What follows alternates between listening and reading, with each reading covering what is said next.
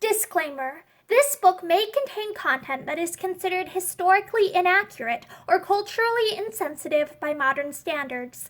My hope is that by exploring old literature, we will better understand why people of the past thought the way that they did and understand the influences that shape their culture. This video is not intended for young audiences. Hi, I'm Morgan, and today I'm excited to read to you from Out of Door Book, which is the 7th book in a series or collection of books called The Children's Hour, which were published by Houghton Mifflin Co. in 1907. A Night Alone on Chocorua by Frank Bolles. Not many rods below the peak, on the very verge of the eastern crag, stands an enormous detached rock, roughly cubical in shape, and at least 20 feet in each dimension. This rock, which is known as the Cow, rests upon a narrow shelf having a saucer-shaped depression about 15 feet in diameter in its upper surface. The Cow projects slightly beyond the outer edge of the ledge, but at the point where it projects, the concavity of the under granite leaves a space exactly 18 inches in height and several feet long, which admits light into the hollow beneath the Cow. Years before, I had discovered this strange cave, and had found that a projecting corner of rock gave standing room near enough to the narrow mouth to allow a man to creep into it. To this shelter I determined to take my luggage for safekeeping during the rain. As I wound my way down the zigzag path to the cave of Junco flew past me in the gloom and chirped inquiringly.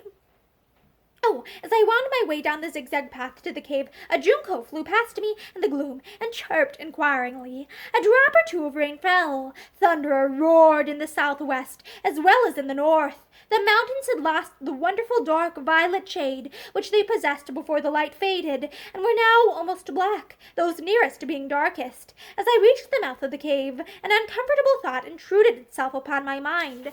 Was it possible that bears used the cave?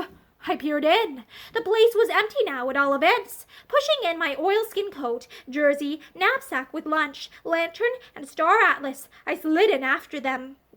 At the deepest part of the depression in the ledge, the space between the rock below and the rock above is 30 inches. I could not sit up straight, but I could recline comfortably at various angles. Lighting my lantern, I unpacked my bag and furnished my lodgings. A watch, matchbox, foot rule, thermometer, pencil, a mirror for signaling, compass, hunting knife, bird whistles, supper, breakfast, and dry underclothing made the cave seem quite homelike. The dry clothing attracted me, for I was wet with perspiration, and my thermometer reminded me that I felt chilly. I listened. Was it raining? No.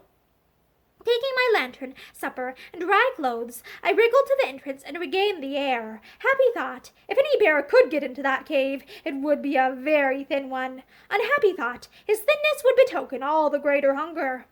There was a lull in the storm, for although everything above was black, the wind seemed to have died away, and the thunder to be very distant. On the narrow ledge between the towering pinnacle and the black abyss below the Cow, I discarded my damp clothes and put on the dry ones. The change was comforting. I was glad when it was accomplished, for I had no inclination to fight a bear in the costume of Mulvaney at the taking of Lungtungpen.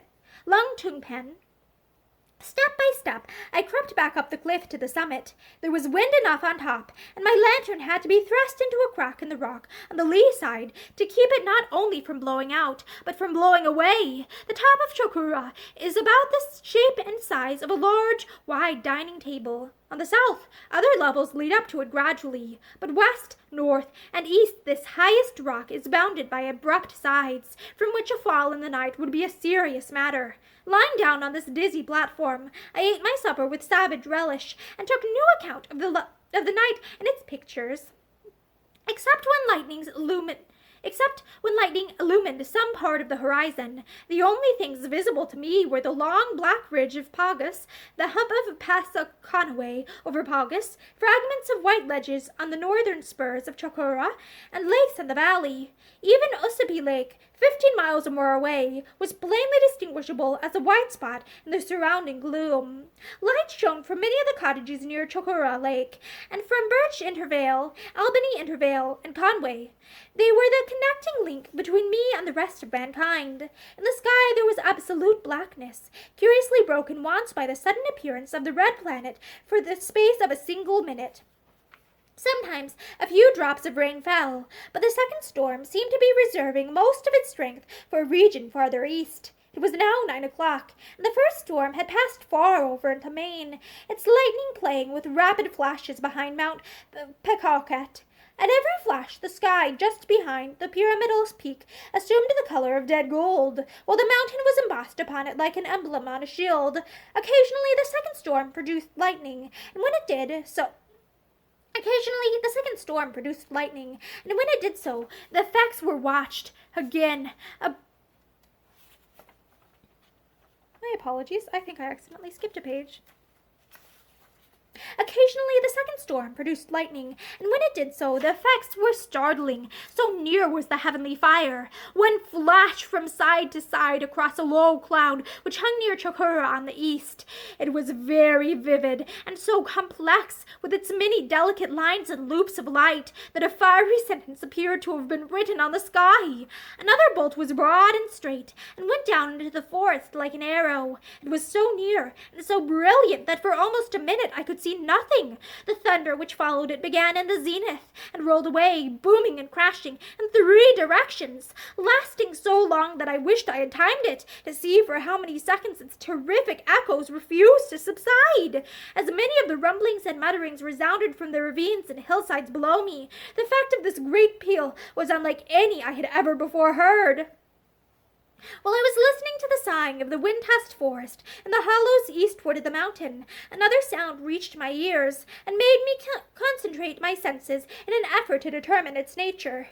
At the moment I heard it, I was somewhat below the peak, leaning against a wall of rock facing the south. The sound seemed to come from above. It resembled that made by a thin stick or shingle when whirled rapidly in the air. At the same time there was a creaking and sounds almost like wailing and groaning. A moment later, a slender column of white cloud, 100 feet or more in height, but proportioned like a human figure, glided past the mountain over the black abyss below the eastern cliffs. It is needless to say that I was interested in this phenomena. I was much more than interested in the fact that I was absolutely alone in the dark, miles away from home, with a storm howling around me, was brought clearly to my mind. The legend of Chocorua, the Indian for whom this mountain was named, of his curse upon the whites, and of his melancholy death near these eastern cliffs, rose for some illogical reason into my memory.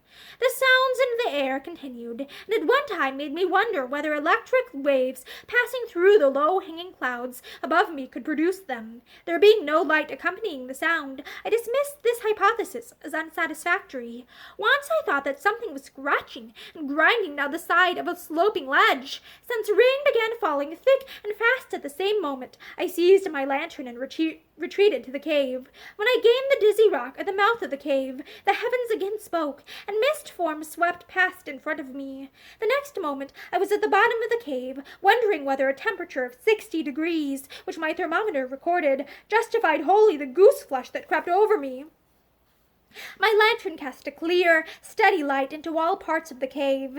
Now and then a flash of lightning showed where the entrance faced the east, and where 1 or 2 other cracks were open between the cow and its rocky foundation. I lay perfectly motionless, pondering upon the strange sounds I had heard. My eyes rested upon several stones lying in the narrow space beyond my feet, where the 2 rocks neared each other. Something moved there. A body had passed from the shelter of one stone to that of another. I held my breath and watched. Again, a brownish thing flashed past an opening, came nearer, darted forward into the light, vanished, reappeared, came clearly into view, shot back, and finally sped across a broad, well-lighted face of rock, and revealed itself as a large, short-tailed mouse, perhaps an eastern Phenocomys, as yet unknown to collectors. Although I did not move for a long time, he failed to reappear, and my only companion was a gauzy winged fly which sat upon my knee and contemplated the flame of the lantern. The rain continuing, I sang and whistled until after 10 o'clock, when I crawled into the mouth of my cave and looked down into the depths beneath. A stone thrown far out, so as to clear the first few ledges, might fall 800 feet before it struck the rocks below. As I stared into the darkness, I found that much which had been invisible an hour earlier was now dimly outlined in black and white. The sky, too, showed gaps in its curtain, and the white lakes in the distant valleys were more silvery than before. The storm was over. The moon was at work eating the clouds, and soon, I hoped, the stars would keep their tryst. Lantern in hand, I crept up the rocks and settled myself once more on the peak. All my friendly lights in the valley had gone out, and I was now alone in the sky. Pagas, Passaconaway, and Whiteface were quite clearly outlined against each other in the sky. They seemed very near, however, so that it was easier for me to imagine myself on a lonely rock in the ocean, with huge waves about to overwhelm me, than to make those combing waves stand back 3, 8, 12 miles and become spruce-covered mountains. Gradually, other mountain outlines became discernible, and the cloud curtain above showed folds and wrinkles, which in time wore out under the moon's chafing and let through a glimpse of Mars or Vega, marvelously far away in that serene ether. Half an hour before midnight, the pale disk of the moon appeared through the thin clouds, and at the witching hour sailed out proudly into a little space of clear blue-black heaven. The wind came in fresher puffs. A snowy cloud cap rested on the head of Pagas, and the air was so much colder that I was glad to put on both jersey and wolfskin jacket. A dozen lakes and 25 mountain peaks were visible at 12:30, and Mars had worked a place for his red eye, so that it could look down through the breaking clouds without interruption. Drowsiness now overtook me, and in order to keep awake, I was forced to walk rapidly up and down the small area of the top, or to jump up out over the ledge farther south. About 1 o'clock, a light flashed brightly from a point near the main line, perhaps in Freiburg. At first, I thought it might be a fire, which would gather strength and size. Then, as it appeared to move and come nearer, it looked more like the headlight of a locomotive. My glass made it seem smaller, and the motion was so slow and irregular that I thought the gleam might be from a doctor's buggy as the man of sickness took his way through the night. My own light was now growing dim, so I extinguished it in order to save the remaining oil for emergencies. Immediately afterwards, a bat flew against the lantern, and then perched upon a lichen-hung rock nearby to recover his composure. The moon slowly made way with the clouds,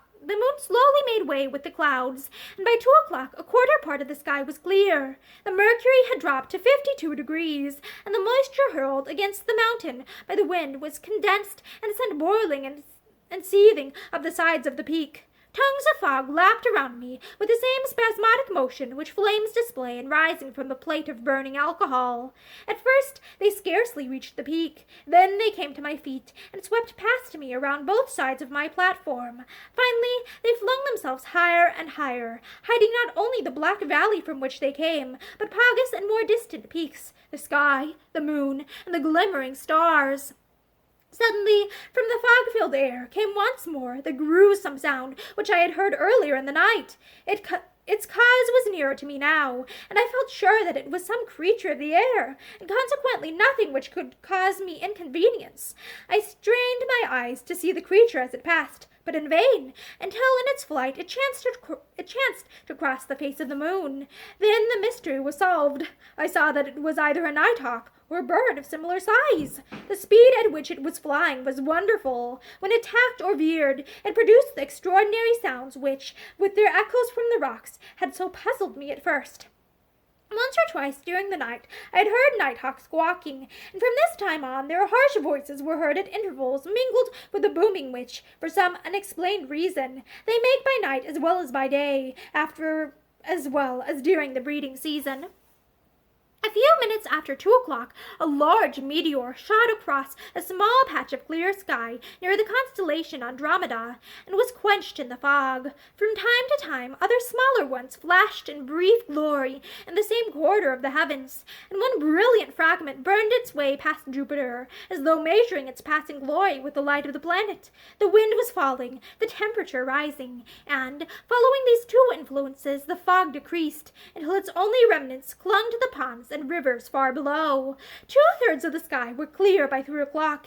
In the east, the Pleiades sparkled in mysterious consultation. Farther north, Capella flashed her colored lights, and Venus, radiant with a luster second only to Selene's own, threw off the clouds which for an hour had concealed her loveliness, and claimed from Mars the foremost place in the triumph of the night. Her reign was short. At 3:15, I noticed that the cloud bank which lay along the eastern and northern horizon was becoming more sharply defined by the gradual growth of a white band above it.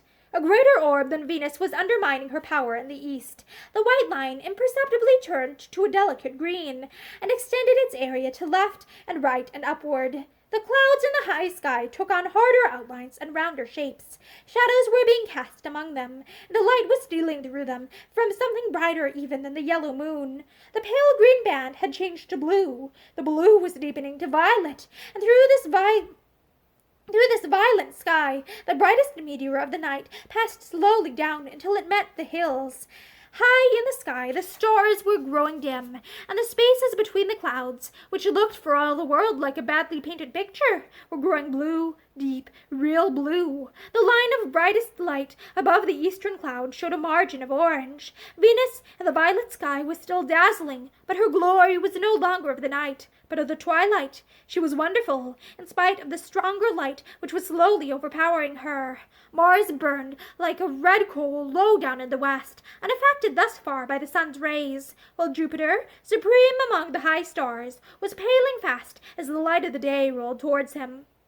The eastern sky looked strangely flat.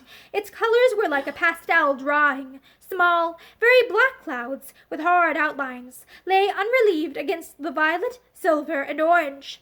A full hour had sped by since I first noticed the coming of the day, and still the earth below slept on. Hark! Up from the deep valley below the cow comes a single bird voice, but scarcely are its notes sprinkled upon the cool, clear air, when a dozen, yes, 50 singers joined their voices in a medley of morning music. The first songster was a whitethroat, and the bulk of the chorus was made up of juncos and whitethroats, the stronger song of Swainsons and hermit thrushes coming in clearly now and then from points more distant from the peak. There was ecstasy in those matins. No sleepy choir of mortal men or women ever raised such honest, buoyant music in honor of the day's coming. The birds love the day, and they love life for all that each day brings. They labor singing, and they sing their vespers, as they sing their matins, with hearts overflowing with joy and thanksgiving.